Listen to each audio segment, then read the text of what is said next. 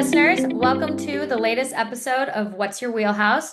I'm your host, Megan Bauer, and I am joined here today by Phil Goldfeder. Phil, great to have you. Do you want to give us a quick introduction?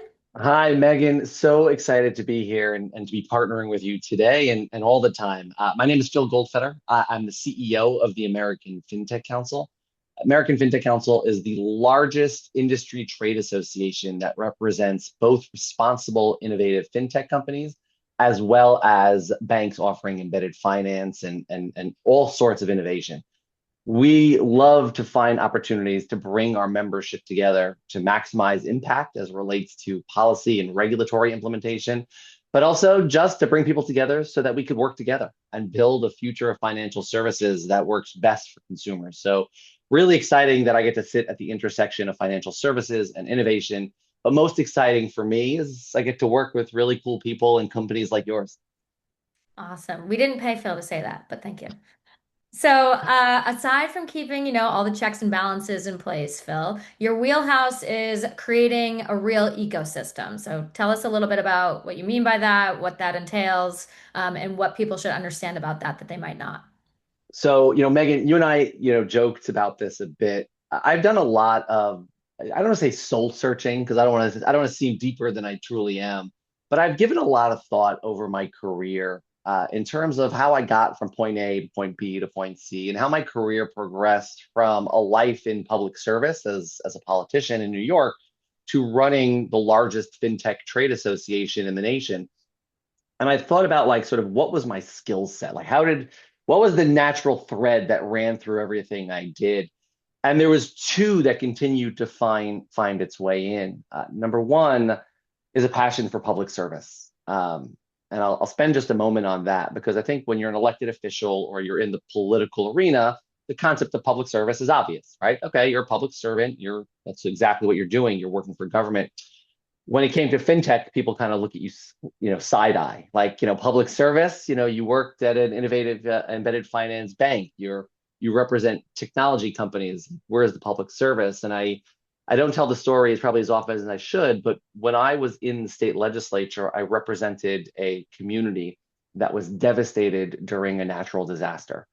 And when you're devastated during a natural disaster, you learn very quickly what infrastructure is going to work and stand up and what infrastructure is going to fail. And when it came to financial services and banking and helping people recover, whether it was through their mortgage checks or getting access to their bank accounts, the traditional archaic systems just failed us. And so when I came out of elected office and I thought about what do I want to do next, the idea of finding new ways to innovate in financial services was exciting to me, right? Because I recognized firsthand the challenges of having a check, but having no ability to cash it, right? Like, so what does that check mean to me if I can't actually cash it and go rebuild my house? And so I consider the work that I do today as important a public service job as any job I've ever held in my career. And so that was number one. Number two was the idea of like finding creative ways to bring people together. And I think people look at that, and they say, "Oh, everybody can do that, right? What's the big deal?" The big deal is not just bringing people together. I think what really makes it difficult is keeping people together. It always brings me back to the old Seinfeld skit for those of you, and I know I'm old and I'm showing my age when I talk about Seinfeld at all. But Megan, I know you get me. The concept of there was a scene when he was sort of discussing car reservations for a rental car, right? Anybody could take a reservation. You have to hold the reservation, right? Anybody could put people together, right? How do you keep them together, right? How do you make those? They're not just friends, but they're partners, they're collaborators, they're building together. And that's what I think about, again, as a thread throughout my career, but probably never more important than the work I'm doing right now, where I'm taking today, AFC, the American Fintech Council, has nearly 175 members. We're not a passive association, right? The goal is how do you inculcate people and their companies and their diverse workforce into the work that we're doing, but not just for a meeting. Great, we had a meeting, we took a photo, and we moved on. How do you make them friends? How do you make them partners? How do you make them go home the next day and say, that Megan was great. How do I work with her even more, right? How do I think about how do I build what she's doing into the work that I'm doing?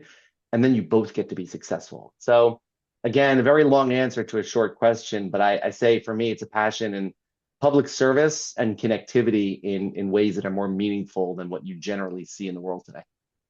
Excellent. Yeah. I mean, community is very important. And so building that up and making sure people stay engaged, not just bring them together, but like you said, keep the relationships lasting for a while. So I know you're in New York. I hope Jerry pops in as a special guest later. Uh, talk to me a little bit about some of those like unique and special ways, though, that you do bring people together, the creative ways, right? You know, it sounds easy, but to your comment, it's really not. So what are some of the pro tips you have there? So two things, there's, and I forget where this comes from, right? The concept of like hearing versus listening, right? Like, the idea of truly digging down to understand the challenges that companies face and then finding creative ways to solve it. Meaning, and I say this, and I spent time with Aaron on your team, right? And he and I are someone we kind of almost instantly connected. And I don't know if it was, our similar taste in scotch or our love or passion for steak. But like there was an instant bond in terms of a willingness to connect. But that again, like I said, that's step one. Step two is truly understanding what is he trying to accomplish in his role at Spinwheel, right? And what is Spinwheel trying to accomplish? And the question then becomes, how do I solve for both? Right? Like I'd like to help him personally. We've become friends. How do I help him personally? But now how do I think about, an AFC member? What is it they're looking for? Now, many members naturally plug into our work in certain key ways, right? Like we're very interested in the policy around earned wage access. We're very interested in the policy around open banking and data sharing. We're very interested in the policy around AML BSA reform, right? There's some members who come in and there's just a natural connectivity where they find whether it's our working groups, our the meetings that we hold, the events that we put together specifically for those areas, it makes it very, very natural. And then some companies and some people, you kind of have to dig deep a little bit, right? And that's where the creativity comes in. And I say this, I because I get to do these webinars and get to do the podcasts, right? Like I get to take all the credit. It's really not me. Like I have surrounded myself with a team of the smartest, but the most creative, right? It's not just about I'm here to push a button every day, right? It's how do I think a little bit differently about how we can serve this member or this industry vertical? And so again, it's cadence, it it's continuity, it's sort of being able to not lose sight of what is it that that company wants to get and gain from their involvement with me and today with the American Fintech Council. And then we work our asses off to make sure that we're doing that and we're providing that return on investment and we're providing that business growth and that personal growth that people want to see. I, you know, I I invited. I'll tell you a great story. We held an event with just our member company CEOs a few weeks ago. We did it in Chicago, and what I did was, in addition to the CEOs, I wanted subject matter experts. And so one of the subjects that we were talking about was AI. Obviously, you can't not have an event and not talk about AI. But I wanted to, in addition to the CEO's thoughts, you're going to get a very different perspective from someone who is in the AI space, particularly around regulatory. So there are companies and there are banks and there are fintech companies who have AI compliance experts, right? I wanted to bring those people in as well because oftentimes CEOs have a different job. They think about the world a bit differently. And I wanted to combine kind of the visionary thinking that you generally get from CEOs with some more pragmatic, who are the compliance officers or general counsels who are experts in that space. And the reason I say this to you is not because like I think sometimes being in, experts in different areas is helpful to CEOs, is the question I kept getting is if I send you my expert in AI, then every other CEO in the room is going to hire that person, right? Like all of a sudden, I'm giving the expert I'm sending you an opportunity to interview with 50 people at one time. And I said, like, there's again, that's not necessarily a bad thing, right? Like I think there is always this inherent, like, oh my God, I have to keep my person. Look, if that person is happy and they're well compensated then they're not leaving, okay, right? Like that's the idea. And the idea that there's competition is not bad either, right? Sometimes I think everybody should up level. right? And find ways to become better at what they do and create better and bigger teams. And so obviously none of the people that came to the event left their jobs. They're all still where they were again. But I think it goes back to the idea of it's not just about company growth, it's about personal growth. And we think about that all the time, right? And I think about that in terms of if every company should make you as happy and be satisfying and fulfilling to what you're doing from a career standpoint. But also, like I said, like I want to help you be more successful in your career. So whether that's staying right where you are and being extra successful and more successful in your current role, or creating new opportunities and new um, ways to build that connectivity. Yeah. Bringing together people with complementary skills is always good. Like you said, up leveling. And plus, competition is it's always nice to have. Keeps Yeah. people motivated. So I hear you. Yeah. Yeah, that's excellent.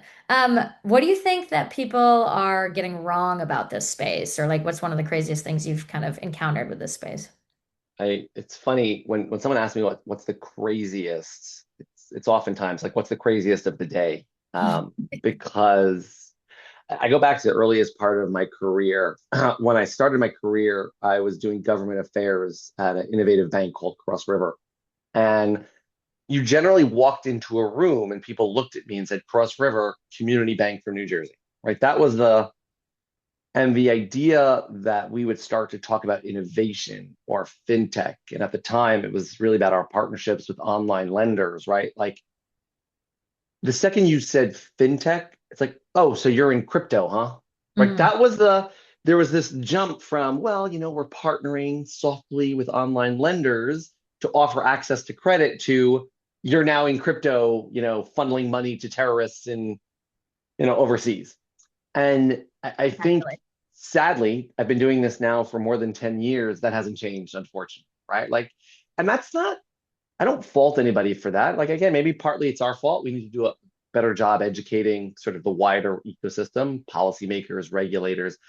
I think we've done a good job, but sometimes, I say this going back to my days in political office. When you're a member of Congress, as an example, you have to get briefed on 50 issues a day, right? And so you have to, what we used to call the jack of all trades, master of none, right? You really have to take in a lot about what's going on. And so it's hard to think there are some members who are going to be, where fintech and banking is at the top of the list. I can give you chapter and verse. I know who those members are. We talk to them all the time. They're inquisitive, right, with us before we can get to them. And then there's some members who it's just one of the 10 things I'm going to cover today outside of my area. And so we have to do a better job of making sure that we're educating and talking to them about the benefits and the nuances of fintech. And so specifically when it comes to sort of what's the craziest thing, I mean, I've the idea that like AI is now taking over, right? AI is doing everything. Sadly, again, and I don't. This is not. It's not ignorance. It's just not like I find Megan. You and I, we're in the bubble, right? Like this is our area of expertise. We hear things sometimes, and you just have to kind of scratch your head and you're like, oh, that's crazy talk, right? My guess is in every industry, the same thing exists. If you're in the medical field, if you're in the gaming field, if you're in the infrastructure field, right? There are certain things that I think we take for granted as industry insiders. I think we all sometimes have to like sort of take a deep breath and say, wait a second, I'm talking to someone who doesn't do what I do every day, right? Who does need a little bit more of a primer or an explanation. And so again, I say this a lot, the concept not all fintech is created equal. That was something that like I started saying literally 10 years ago after that first meeting I did. And I say it to this day because sadly, unfortunately, and this is sort of where it comes in like bad actors will inevitably be bad actors. And you don't want that to sort of find its way to responsible actors. You need to put up a wall and say, not all fintech is the same. And it's not even that because you can take it as deep as you want, right? We're like online lending, you could sort of the subset of online lending is buy now, pay later. It's point of sale. It's debt consolidation, right? Earned wage access. It's business integrated. It's direct to consumer. It's subscription model. And so, at every point, even within the subscription model, there is sort of stuff like the tree diagram continues to go off. And so again, going back to your question, I think for me, it's sort of it's a nonstop understanding the new verticals, understanding how do we combat, I think, sort of what those who don't understand and sort of the false narratives that are out there. And so I can even go to something as like prediction markets, right? Like, like I would argue there's a big fintech component and aspect to that as well. And so all of a sudden now, if a company does X, Y, or Z, what does it actually mean? Are they bad guys? Are they good guys? Right. And again, we're not the judge, jury, or executioner. And so we don't make those determinations. But AFC is a standards-based organization. We think about, right, representing fintech in the most responsible and balanced way. And so we spend a lot of time just trying to dispel some of the ugliness that sometimes gets, sort of bleeds into the good work that we're doing. Is that the AFC motto? Not all fintechs are created equally. And so it hasn't become the AFC model. Again, you go to my LinkedIn page right now, that's what you're going to see. Not all fintech is created equal. It really, we don't say it quite as bluntly from AFC perspective, but we say that we take the word responsible very carefully. If you read our materials, if you read our website, you'll see the word responsible probably more than any other word, because that is what the differentiator is, right? Responsible operators and actors within fintech and innovative banking versus those who are looking to turn a fast buck, right? And I dare, I mean, we don't have to look too far, and the examples are all over the place. But the biggest one over the last few years, I mean, take a look at what Synapse did. I mean, I would argue that they're like people should be going to prison over the work, over what the fraud that Synapse had created. And then think about the downward spiral and effect, not just for like again for the consumers who, by the way, are still figuring out how to get their money back, right? The stories are still out there. But now think about those companies and those entities that were smart enough not to get into bed with Synapse, right? Those who thought about the compliance and the regulatory regime and the reconciliation in terms of how are we tracking consumer funds and how do we know where it's going to be and how are we monitoring for all. Some people were smart enough to say, you know what? I've met with those guys. Like they're bad actors. They are going to destroy the system. And unfortunately, and this is the worst part, because those who saw it beforehand, again, credit to them, good for them. But then once it happened, how do you now bifurcate? That is not all online lenders or not all online fintech companies or not all innovative companies were like that. Most were not, right? Most did it the right way and most thought about it the right way. Unfortunately, one bad actor spoils the bunch. And people ask me all the time what keeps me up at night. It's the unknown of what the papers are going to report in the morning. I say papers again, I'm aging myself, but what the blogs, I'm aging myself, right? What the newsletters are going to say in the morning, right? I wake up to, and I'll give them a shameless plug, but I wake up to Morning Money from Politico, right? And okay, did I miss, like, did anybody do something really bad that's going to change the nature of my day?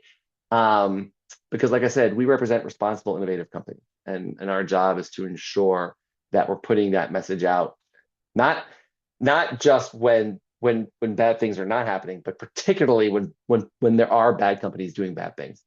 Yeah. I mean, the financial services or just financial space, you deal with such high important information, people's livelihoods. You have to take it very seriously, right? So that regulation, that responsibility, like you highlighted, is all super critical. So I wonder what the kids say now if it's like what I wake up to on TikTok or something. Who knows? It's funny, and I say my kids keep me grounded. I can't keep up with them. I mean, let's be honest, I just can't keep up. I have no idea. I often joke about my daughter. When I was a kid and we were saving money, my parents got me a passbook account, like literally a passbook account, right? So I can go to the bank, give them my $20. They take my book, they put it through a printer, and it Mm. adds $20 to my account. My daughter literally has 7 apps on her phone, right? And she's moving money like more ways than I still can today. So kids have a whole different world sort of in view when it comes to everything, specifically financial services. But I clearly don't even try to pretend anymore. It's too hard, too hard. Okay, well, you touched upon the AI piece a little bit. We dabbled in that, but of course, we can't get out of this, conversation without discussing it even further. So, how do you think that AI is actually changing this area, of your business, not just in theory, but in practice? It's AI is, I think there's this common thought that's out there. Once again, we find ourselves in the place where you have to be very honest about what's really happening. And there's a going thought in the world that AI is going to displace the workforce, right? I don't believe that to be true. I think AI will make us more efficient, will make our companies stronger, will not displace teams. Teams will have to shift and adjust to make sure you have the right people and in the right place. But I can go back to the 90s when the internet was sort of, see, once again, I'm aging myself. But like when the internet was sort of coming about, The the World same Wide Web.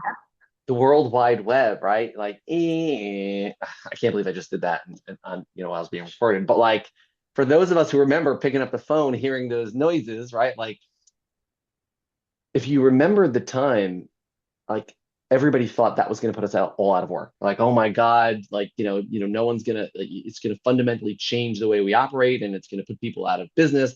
And then obviously you saw the boom, and then the bust, and then sort of the leveling out, right? Where I think obviously we find ourselves today. I think AI, you're going to see kind of that similar kind of flow chart where, there's just this like, oh my God, it's going to put us all out of work and it's going to take over.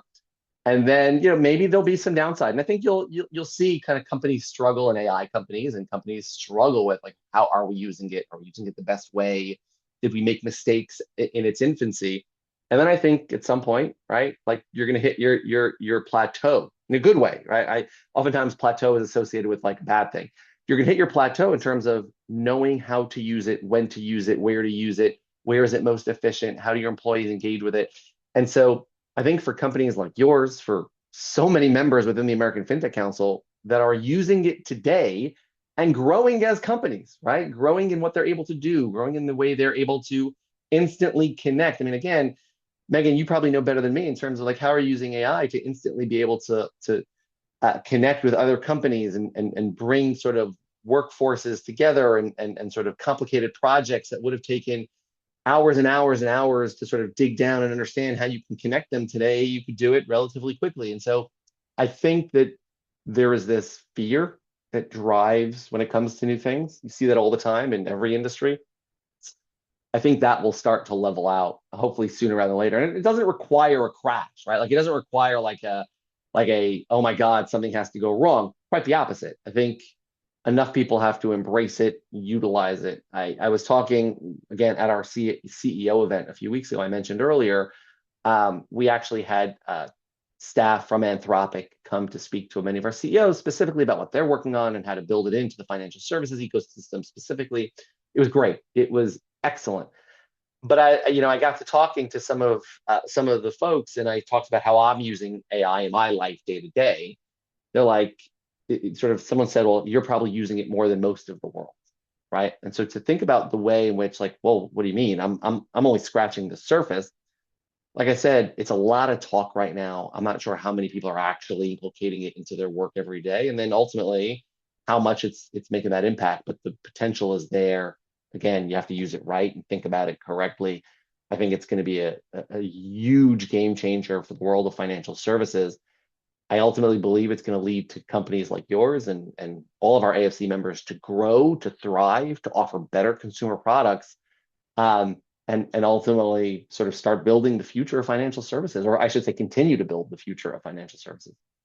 Yeah, I'm really excited to see how it does shape this industry. Like the efficiency multiplier is going to be significant, and the ways that things can develop more than people ever previously thought were possible are going to be coming. So it'll be an exciting time. I'll say this, and to end on this thought is like I utilize AI in my daily life all day. I hope my members are listening. I do not work any less. Okay, I want to be clear about that, right? Like I have not found myself, sipping, working for an hour and then going to the beach.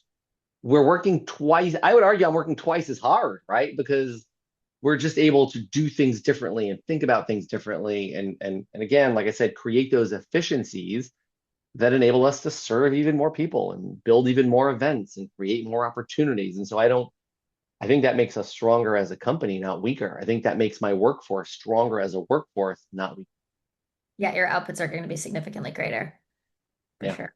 So, all right. Well, this is excellent, Phil. We know you're the expert in creating the real ecosystems. We also know you're the best dressed CEO at the AFC. But tell us a little bit about your personal wheelhouse. What are you obsessed with outside of work?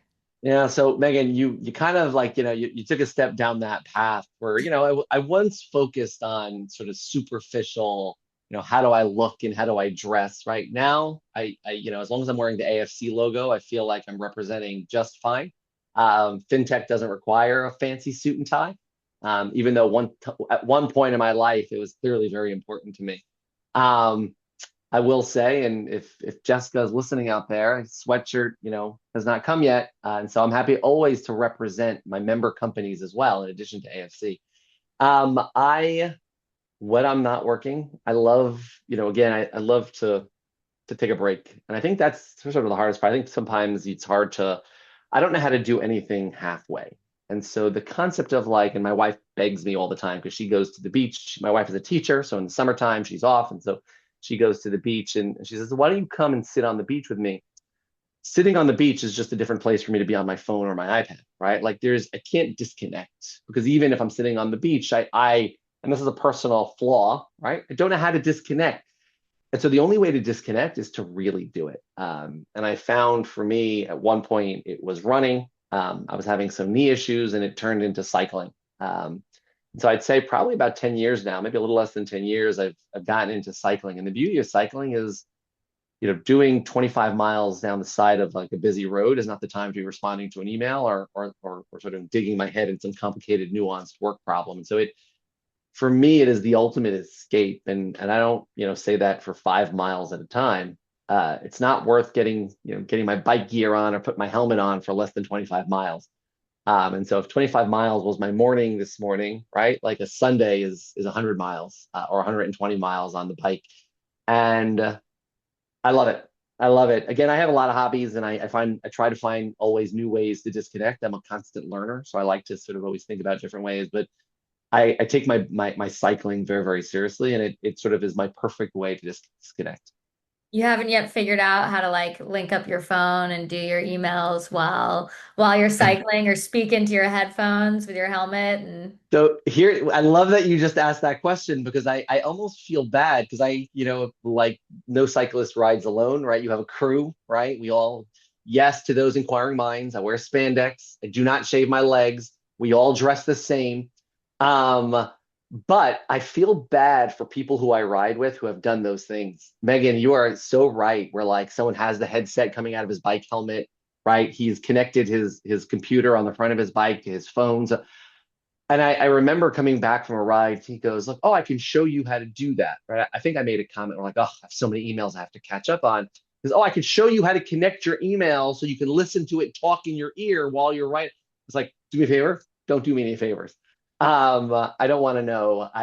Again, sadly, right? Like I have to pick my spots, right? It's Sunday mornings. It's sometimes like late at night. You got to pick your spots. But I find like that's the time where I need to disconnect. I hesitate to think about what I would be like if I didn't have that outlet. And again, I don't do anything halfway. And so, like I said, I've got the gear. I've up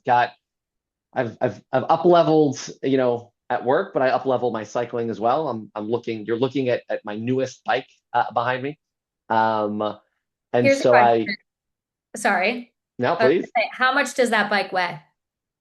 Oh, it's light. Don't ask, because I will tell you what's interesting about it is when you're purchasing it, there's a little screw that holds the handlebar to the main frame.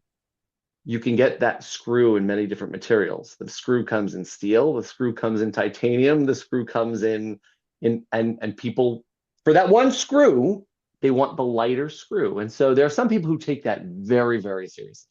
Um, I am not quite there yet. I'll probably get there at some point. I'm working my way towards it. But again, for me, it was more about for this bike, it was a bit more, the focus for me was a bit more aggressive. I think this is my third bike. The first one was more of a learning bike, right? It's going to get banged up, it doesn't ride as clean. But as you get better, like anything else, you want better tools. I don't have to tell you that, right? Like as you get smarter, you want the tools that are going to help you take it to the next level. And so with this is a more aggressive bike. So I can ride the same mileage, but I can go a little faster. I'm a little bit more aerodynamic. It is a little bit lighter than my last one, but that wasn't the driver on. Okay. All right. I won't ask you how much it costs, but I'm sure it was Yeah, pretty. please don't. I haven't told my wife yet. I'm certainly not telling you. Okay, well, one final question then. What's your dream route? You know, you do a casual 100 miles on a Sunday. Where would you love to do that? Oh, I love that you asked me that question. I've been lucky. I have been very, very lucky. I've been involved with certain organizations and certain charitable trips. I've gotten to ride my bike, not this one, but I've gotten to ride my bike in the mountains of Morocco, through the deserts of Dubai, sort of the mountains of Greece. And so I've gotten to see sort of a lot of places, obviously across New York and Long Island. It's funny, everybody expects me to say like, oh, I want to go to Italy, or I want to go to, I kind of feel like there's so much untapped resources right here in the US, right? And I hear it all the time. I was talking to a good friend of mine, Peter Renton, um, who was at Fintech Nexus, and sort of is obviously a very big voice in the ecosystem. Him and his partner have been telling me that like his partner have been telling me I've got to come to Colorado, like I've got to come to Denver. And like Phil, you've never lived until you've ridden the mountains of Denver. And so like I kind of think that like Denver is like, or Denver, or I say maybe Denver. I don't know the mountains of Colorado and where specifically, maybe Colorado Springs, but I've got to get to Colorado to do some of these sort of high altitude, heavy climbing up the mountain rides. Um, and so that I think is like kind of that's next on my list, where like you just I don't need to be exotic. I need to sort of find the right atmosphere where you're just, someone I was just talking this week, and obviously, with American 250, there's a lot of talk about Mount Rushmore and sort of the Dakotas, right? Like, I have someone who works for me who lives and grew up in South Dakota. He goes, Phil, like the riding of South Dakota is like nothing you've experienced. And I was like, really? I was like, I never would have thought. I would And he's imagine like, it's quite flat.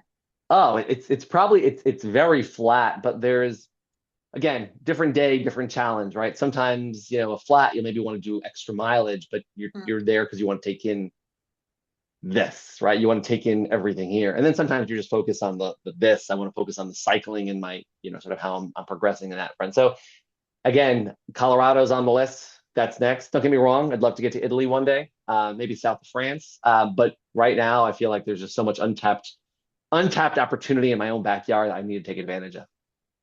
Well, since we know you don't do anything halfway, I'm excited to see your journey where you ride your bike from New York all the way out to the Midwest or Colorado and start Uh, the mountains. I So, may need some help. I may need some volunteers to help in, sort of in the follow cars, but like, oh, that would be a dream. I mean, the problem is that just takes time. And who has time, Megan? Who has that kind of time? no. I find when I get away, it's rarely more than 2, 3 days, right? But yeah, God, like that's a dream, right? To ride across the country, right? Spend a month and just sort of go from New York to California. One day when I retire, we'll get it together. We'll get it done. Perfect. We'll document it. We'll make sure we do another episode. We'll capture the whole thing. I look forward to it. Awesome. Well, thanks so much for joining us today, Phil. It was great to learn about your professional wheelhouse, your personal wheelhouse, and we hope to have you back on the podcast again soon. Yeah, Megan, thank you again. I just appreciate what you guys with the team at Spinwheel. Like I said, I've become friends with so many members of the team, and it's the best part of what I get to do every day. So thank you for everything that you guys are doing. Personally, professionally, you guys are going to kill it. I'm excited to be a part of it in a small way.